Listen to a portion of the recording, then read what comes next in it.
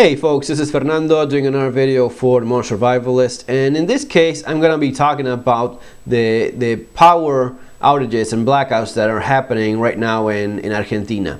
Sin luz means without light, without power, and there's been blackouts for the last few weeks lasting 6, 9, 12, 24 hours, even more. I just talked with some people I know back there that have been without electricity for 2 days. And that's, it's really not something new. I must say this has happened before. When I was little, I actually remember that whenever power would go down, we had a small drawer in our kitchen. One of the kitchen drawers was just packed with candles, and whenever there would be a blackout, we would just do something like this, And this is one of the images I have from my childhood, was that when there was when lights went out, I would just grab a candle, put it in a little plate. We also had a few candeliers or candle holders, and just get along with that. And yeah, it is very, very common in Argentina to have this kind of problem. The thing is that it's getting worse. Some places, even before I left, some places were left without electricity for maybe even a week. And it's bad in Buenos Aires because it's millions of people living in a huge city, and lots of problems, understandably so, with that. You don't have and keep in mind, guys, that it's the middle of summer down there in the southern hemisphere. Right now it's 100 degrees in some cases, 104 degrees, 40 grados, 40 degrees centigrade. It's really, really hot, really, really bad. And in a city that really depends on air conditioning, keep in mind that modern buildings, even modern houses, are designed in a way so as to be so insulated that they just are designed so as to work with air conditioning. They're not designed so as to have a natural flow of air. They're designed so as to keep the air inside separated from the outside. So these buildings really depend on air conditioning. In some cases you cannot get by in a modern building without air conditioning when it's the middle of summer. Not only that, you need also electricity so as to pump water. Keep in mind, these buildings have pumps that pump water up to the different houses, or the water tank on top of the building that spreads it to the different apartments and such. Without electricity means you are without water very soon. And that's where it really gets ugly. So my first important piece of advice is never underestimate water. Even in a city, and especially I will say so in a city, when lights go out and they don't come back soon, you will have problems with water. And water will be the big thing. I'm talking about the experience with this personally, guys. The big fear, the big thing that worried me when light would go out like that was being left without water. I can get by without electricity. You're not gonna be dying of that. But yeah, maybe some of the older people that get heat strokes and such because of lack of air conditioning in the middle of summer. But the important thing is water. If you don't have water, you will not last. You won't last more than a couple of days without water. So even in a building, and don't think that because you're not in a city, you're immune to this.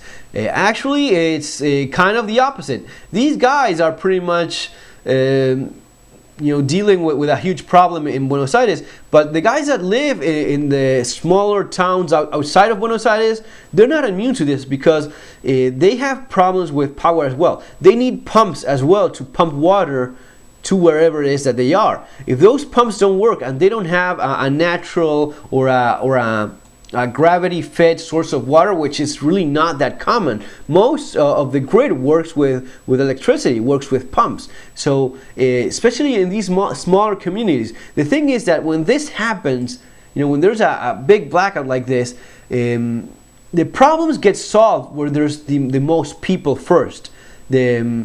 the emergency efforts are concentrated where there's millions, not where there's hundreds. So if you're a smaller community that has a blackout or a transformer burst, and you are left without electricity, they're first going to be fixing the problems where there's the most people, and then only go to your smaller community. That's how I've known of people that have been left without electricity, without water, even for weeks, for months at a time. And that's just the beginning. If you combine that it's summer and there's the possibility of some of these huge storms as well, or heavy rains, many cities, guys, across the world depend on electricity to pump water to clear the sewers from heavy rains. And if there's not electricity, those pumps will not work, and the city will go underwater. So you're left without water, you're left without, you're flooded, and just to make things even a little bit more interesting, there's a constant threat of looting. And we've seen this in Buenos Aires recently quite a bit. And it's a pretty grim picture when you realize that these last few weeks in Argentina, they've been dealing with a massive looting across the country. Some places just full anarchy, people just fending for themselves however they could, and and now without power. And guys, this affects businesses as well, people that need electricity to stay open. Take a look at this this guy, this barber cutting the hair of his clients on the sidewalk because he hasn't got any light inside in his store. It's people hurrying up to making repairs, but life goes on as these guys try to fix things, and these folks, the barber shop, somewhat can cope with that, but for others it's a massive loss of money. Like here, abierto no hay luz, open but there's no light, and they have the curtains rolled down. But some places, maybe if it's a retail store that just sells clothing and such, but if it's a grocery store that has fridges, they've lost huge amounts of money of merchandise because of that. How it is that you deal with this? Well, of course the obvious choice is a generator, but when there's so much problem with light, it's not just a few hours that you're talking about. It's not maybe even a couple days or even a week and then it gets fixed. It's the entire summer going with constant rolling blackouts. What I would do, for example, would be having in my house, I would have several 1-liter bottles full of water in the freezer. So I had a stack of bottles of ice, and I would have an ice box like the ones you use for camping and such. So in the ice box, when power goes down, you get your ice box, you put a couple of these 1-liter bottles of ice, you fill it up with whatever you had in your fridge. You put it in there with anything that you had frozen in your freezer as well, and you cover it with several layers of plastic, and then you put the lid on top. That will last maybe for a day, 2 days tops. That was what I got around with a couple, 2 or 3 ice bottles, 1-liter bottles. That would last for maybe a couple days. And in the freezer, if I had a good stack of ice, I could replace that and maybe pull that to another day or so. So with a good supply of ice, and this is going back to the old ice box. Back in the day when people didn't have electricity, they used this. They used ice box, and a guy would drive around, or a horse would pull around a cart with ice, and you would have your ice so as to replace that. Here you have, this is downtown Buenos Aires. This is, if I remember correctly, this is Florida Boulevard. The guy dragging around water. Water is a big thing, guys. When there's rolling blackouts like this, pumps don't work and people are left without water. So that would be what I did so as to take care of stuff in terms of food that needed refrigeration. Of course, the smarter thing to do is have a supply of food that doesn't depend on refrigeration. All right, you need food that is shelf stable. Canned food or other preserves that don't need power. Especially during summer, what I would do is adapt a little bit more the kind of food I would buy. So I would concentrate more on long-term food storage stuff, canned food and such, or maybe vegetables that don't need refrigeration, like bananas, apples, oranges. Those things will last a little bit more. But fresh meat would be something I would try to consume right after buying it, or not have a big supply of that in the fridge. Buildings are particularly bad when there's no light, because the elevators, of course, don't work. So you have this old lady walking up and down on these buildings without power. That's a pretty bad picture, And especially children, older people are the ones that seem to be affected the most. It's also a problem in terms of cooking food. If you don't have electricity, and this is a very common picture. This is something that I've gone through myself. What I would recommend is not so much candles. In Argentina, the thing is that batteries are expensive, nice LED flashlights are expensive, but chances are you watching this have access to good LED lanterns and flashlights. I suggest having a good supply of that. Another important piece of advice, guys, I often talk about EDC flashlights and such, and these are generally more tactical oriented, even if some of the ones, especially the ones that I recommend, have the option of a very low mode. For example, the Eagle Tac E25C, no, is it a D25C? The Eagle Tac that I have as my EDC flashlight, that one has a moonlight mode that runs on CR123A batteries, but just using 5 lumens. That will last for several days. But a tactical flashlight that uses up your expensive batteries in just a couple hours, that's not good for this kind of stuff. You need flashlights that last longer and don't put out that much amount of lumens. You don't need 300 lumens, 200 lumens for a blackout. You need batteries that are easily accessible and cheap, AA, AAA LED lights, and also you need lanterns operating with those batteries, again in efficient LED lights. So learn to make that differentiation. CR123A batteries are great for tactical use, but not great for this kind of thing. The problem with candles, they don't put that much amount of light out there. LED lights are much more efficient, especially if you have rechargeable batteries, which I also recommend having, because what you end up doing is you charge your rechargeable batteries when you have power and you use them when the lights go out, and you avoid having all these candles all over the place that they don't put that much light out there. And not only that, they are a risk of fire as well. They're a huge fire hazard as well. One more thing, now that I'm seeing people here eating and such, for blackouts, headlamps are priceless. I've talked about this in previous videos. The headlamp allows you to cook food. Someone has to prepare this food, and you don't do that while holding a lamp, a flashlight in your hand. And a lantern is not always focusing lights where you need it. A headlamp allows you to do all this stuff while there's a blackout.